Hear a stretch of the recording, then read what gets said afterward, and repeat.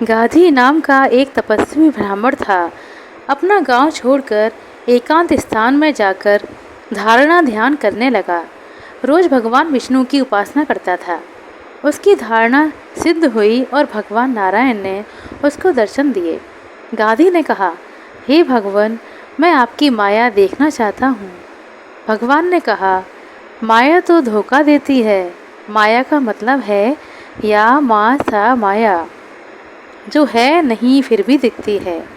ऐसी माया की झंझट में पड़ना ठीक नहीं है। यह क्या मांग लिया तुमने? महाराज, आपकी माया को एक बार देखने की इच्छा है। आखिर भगवान ने कहा, हे गाधी, मैं तुम पर प्रसन्न हूँ। तुम मेरी माया को देखोगे और छोड़ भी दोगे, उसमें उलझोगे नहीं। वरदान देकर भगवान नारायण अंतर्ध्यान हो गए। गाधी ब्राह्मण प्रतिदिन 2 बार तालाब में स्नान करने के लिए जाता था। एक बार उसने तालाब के जल में गोता मारा तो क्या देखता है, मेरी मृत्यु हो गई है। परिवारी जन अर्थी में बांधकर शमशान में ले गए, शरीर को जलाकर भस्म कर दिया। फिर वह देखता है कि एक चांडाली के गर्भ में प्रवेश हुआ। समय पाकर चांडाल बालक होकर उत्पन्न हुआ। कटजल उसका नाम रखा गया। छोटे छोटे चांडाल मित्रों के साथ खेलता कूदता कटजल बड़ा हुआ। गिलों से पक्षी मारने लगा। कुल के अनुसार सब नीच कर्म करने लगा। युवा होने पर चांडाली लड़की के साथ विवाह भी हो गया। फिर पुत्र पुत्रियां हुईं। चांडाल का परिवार बढ़ा। कई निर्दोष पशु पक्षियों को मारकर अपना गुजारा करता था। 40 वर्ष बीत गए। चांडाल बहुएं घर में आ गईं। चांडाल दामाद भी मिल गए। बेटे बेटियों का परिवार भी बड़ा होता चला। तालाब के जल में एक ही गोता लगाया हुआ है और गाधी ब्राह्मण यह सब चांडाल जीवन की लीला महसूस कर रहा है। वह चांडाल कटजल एक दिन घूमता घामता क्रांत देश में जा पहुंचा, जहाँ के राजा का स्वर्गवास हो गया था। नया राजा चुनने के लिए हाथी को सिंगारा गया था। उसकी सूंड में जल का कलश रख दिया गया था। हाथी जिस पर जल का कलश उड़ेल देगा, उसको नगर का राजा घोषित किया जाएगा। हाथी ने कटजल पर कलश उड़ेल दिया और सूंड से उठाकर अपने ऊपर बिठा दिया। बाजे शहनाइयाँ ढोल नगाड़े बजने लगे। कटजल का राज्याभिषेक हुआ। वह चांडाल क्रांत देश का राजा बन गया। उसने अपने चांडाल के सब निशान मिटा दिए और अपना नाम भी बदल लिया। 8 वर्ष तक उसने राज्य किया। दास दासियों सहित रानियों से सेवित और मंत्री आदि से सम्मानित होता रहा। वह पूर्व काल में 40 वर्ष तक जिस गांव में रहा था, उस गांव के चांडाल संयोगवश इस नगर में आए और उसे देख लिया। उसको उसके पुराने नाम कटजल से पुकारा। राजा बना हुआ वह चांडाल कटजल घबरा गया। उन लोगों का तिरस्कार करके उसने सबको भगा दिया। महल में दास दासियां जान गईं कि यह मुआ तो चांडाल है। धीरे धीरे सारे नगर में बात फैल गई। सबका मन उद्विग्न हो गया। नगर के पवित्र ब्राह्मण चिता जलाकर अपने शरीर को भस्म करके प्रायश्चित करने लगे। कई लोग तीर्थ यात्रा पर निकल गए। रानियां, दासियां, टहलुए, मंत्री सब लोग उदास रहने लगे। अब राजा की आज्ञा मानने वाला कोई नहीं था। कटजल ने सोचा कि मेरे कारण इतने लोगों ने आत्महत्या कर ली। राज्य में विरोध भी फैल गया है। कोई मेरी आज्ञा भी नहीं मानता। लोग राजगद्दी छीन लें उससे पहले क्यों ना मैं अपने आप ही अपना अंत कर दूं। उसने आग जलाई और अपने आप को उसमें फेंक दिया। शरीर को आग की ज्वाला लगी। तपन से पीड़ित हुआ तो वह तालाब के पानी से बाहर निकल आया। देखा कि अरे, यह तो कुछ भी नहीं, अभी तो एक गोता ही लगाया था तालाब के पानी में और इतनी देर में मृत्यु भी हो गई। जीव चांडाली के गर्भ में गया, जन्म लिया, बड़ा हुआ, चांडाली के साथ शादी की, बच्चे हुए। 8 साल तक क्रांत देश में राजा बनकर राज्य किया। मैंने यह सब क्या क्या देखा। चलो, जो होगा सो होगा, सब मेरी कल्पना है, सपना है, जाने दो। ऐसा सोचकर वह अपने आश्रम में वापस आ गया। देवयोग से एक बूढ़ा तपस्वी साधु गाधी के आश्रम में आया। गाधी ने उसकी आव भगत की। रात्रि को भोजन के उपरांत वार्तालाप करते हुए दोनों बैठे थे तो गादी ने पूछा, हे तपस्वी, तुम इतने कृश क्यों हो? तपस्वी ने कहा, क्या बताऊं? क्रांत देश में एक चांडाल राजा राज्य करता था। हाथी ने उसका वरण किया था। 8 साल तक उसने राज्य भी किया और मैं भी उसी नगर में रहा। बाद में पता चला कि वह राजा चांडाल है। मैंने सोचा पापी राजा के राज्य में कई चातुर्मास किए, पापी का अन्न भी खाया है। इससे मेरा जब तप क्षीण हो गया और मैं काशी आ गया। वहाँ मैंने चांद्रायण व्रत रखे। चांद्रायण व्रत में मौन रखा जाता है और जब तप किए जाते हैं। एकम के दिन 1 ग्रास भोजन, दूज के दिन 2 ग्रास भोजन और तीज के दिन 3 ग्रास भोजन। इस प्रकार से पूनम के दिन 15 ग्रास। फिर कृष्ण पक्ष के एकम के दिन से 15 ग्रास भोजन में से 1-1 ग्रास घटाया जाता है और अमावस्या के दिन बिल्कुल निराहार रहा जाता है। चंद्र की कला के साथ साथ भोजन भी घटता बढ़ता है और इसीलिए इसको चंद्रायण व्रत कहा जाता है।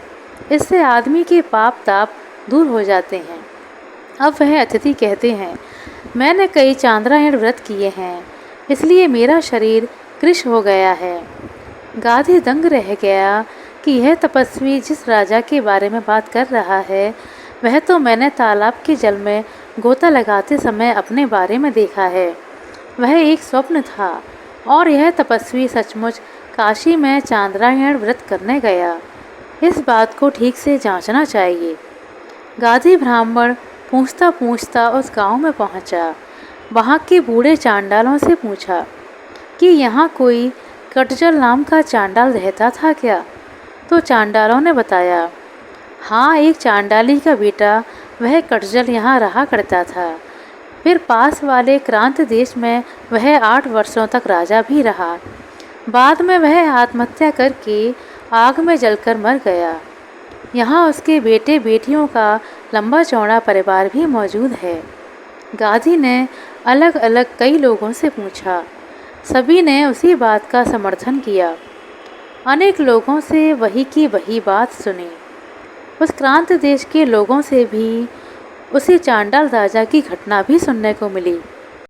गाधी आश्चर्य विमूढ़ हो गया कि मैंने तो यह सब गोता लगाया उतनी देर में देखा, लेकिन यहाँ तो सचमुच में यह घटना कैसे घटी, यह सब कैसे हुआ?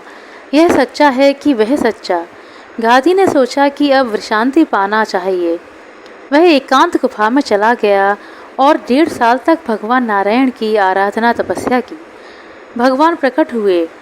गाधी ब्राह्मण से वे बोले, देख गाधी, तूने कहा था कि तुझे मेरी माया को देखना है। अब तूने मेरी माया को देख लिया है ना? यह सब मेरी माया का प्रभाव है। थोड़े समय में ज़्यादा काल दिखा देती है। वह होता कुछ नहीं, लेकिन सच्चा जान पड़ता है। जल में गोता मारा तो चांडाल का जीवन सच्चा लग रहा था और बाहर आया तो सब कुछ काल्पनिक लग रहा था, कुछ नहीं था। उधर लोगों को चांडाल का राज्य प्रतीत हुआ, वह भी मेरी माया है। यह भी बीत गया और वह भी बीत गया। हर जीव का अपना अपना देश और काल है। एक मनुष्य जीवन में मेंढकों की 7 पीढ़ियाँ बीत जाती हैं। बैक्टीरिया की तो करोड़ों पीढ़ियाँ बीत जाती होंगी। नेपोलियन की लड़ाई को करीब 250 वर्ष हो गए। उस समय जो घटनाएं घटीं वे देखनी हो तो योग शक्ति से देखी जा सकती हैं। प्रकाश की किरण 1 सेकंड में 1,86,000 मील की गति से चलती है। सूर्य से प्रकाश की किरण चलती है तो 8 मिनट में पृथ्वी तक पहुंचती है। आकाश में कुछ तारे यहाँ से इतने दूर हैं कि हजारों लाखों वर्षों के बाद भी अभी तक उनकी किरणें हमारी पृथ्वी तक नहीं पहुँच पाई हैं। कोई योगी अपने मन की गति प्रकाश की गति से भी अधिक तेजवान कर लेता है तो वह नेपोलियन के युद्ध को भी देख सकता है। इसी योग युक्ति से योगी जन त्रिकालदर्शी बन जाते हैं। अपने मन की वृत्ति को काल की अपेक्षा आगे या पीछे कर सकते हैं तो ऐसा हो सकता है। जैसे आप बैठकर सोचिए कि आज सुबह क्या खाया था, कल क्या खाया था, परसों क्या खाया था, तो मन से हम वह सब देख सकते हैं और जान भी सकते हैं, याद कर सकते हैं। ऐसे ही योगी ठोस रूप से भूत और भविष्य देख सकते हैं। यह जो कुछ भी जानने में आता है वह सब स्वप्न में सरक जाता है।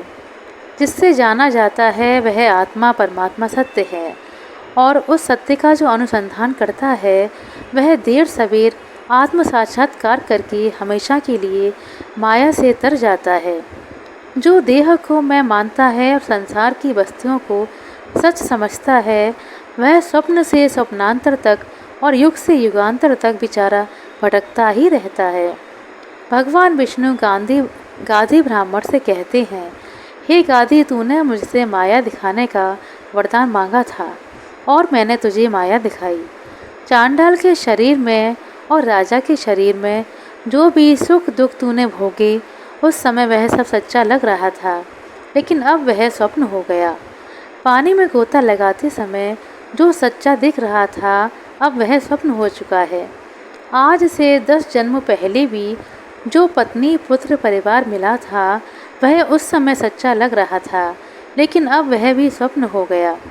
5 जन्म पहले वाला भी स्वप्न हो चुका है और 1 जन्म पहले वाला भी अब स्वप्न हो चुका है। इस जन्म का बचपन भी अब स्वप्न है और यौवन काल भी स्वप्न हो रहा है। आपकी दृष्टि जिस समय जगत में सत्य बुद्धि करती है उस समय जगत का आकर्षण, समस्याओं का प्रभाव और सुख दुख की थप्पड़ें लगती रहती हैं।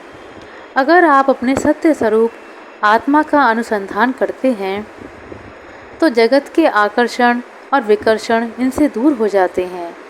देर सवेर अपने जगदीश्वर स्वभाव में जगकर आप इन सब चीज़ों से मुक्त हो सकते हैं। उमा कहो मैं अनुभव अपना, सत्य हरि भजन जगत सब सपना। स्वप्न जैसा ये जगत है, दिखता है सच्चा, दिखता है ठोस, लेकिन उसमें कोई सत्यता नहीं, कोई गहराई नहीं है। आत्मज्ञान का सत्संग बहुत ही ऊंची चीज़ है। कथा वार्ताएं होना एक बात है, लेकिन तात्विक सत्संग, ब्रह्म ज्ञान का सत्संग आखिरी चीज़ होती है। ऐसा सत्संग सत्पात्र शिष्य को ही बचता है। ब्रह्मवेत्ता सद्गुरु में ऐसा सामर्थ्य होता है जो शिष्य को तत्वज्ञान करा सके। रामचंद्र जी ऐसे सद्गुरु थे और हनुमान जी ऐसे सत्पात्र थे। अष्टावक्र जी ऐसे सद्गुरु थे और अर्जुन जी ऐसे सत्पात्र थे। इसी तरह नानक ऐसे सद्गुरु थे और बाला मर्दाना ऐसे सत्पात्र थे। बहुत बहुत सद्भाग्य होता है, तभी आदमी आत्मज्ञान की बातें सुन पाता है और बोल पाता है। आत्मज्ञान के सत्संग का मनन करने से हमें वास्तविक लाभ होता है। और उसने सर्व तीर्थों में स्नान कर लिया, उसने सर्व दान दे दिए, सारे यज्ञ कर लिए, जिसने एक क्षण भी अपने मन को आत्म विचार में और ब्रह्म विचार में स्थिर किया। आत्मज्ञान सुनने के बाद मनन करने की जिसमें तत्परता होती है उस आदमी का निवास स्थान काशी होता है। आत्म विशांति में गोता मारने वाला महापुरुष जिस भी पानी को छूता है वह पानी गंगाजल हो जाता है, और जिस वस्तु को छूता है वह प्रसाद बन जाता है, और जो शब्द बोलता है वह मंत्र बन जाते हैं। आशा करते हैं दोस्तों आपको हमारे द्वारा सुनाई गई यह कहानी अच्छी लगी होगी।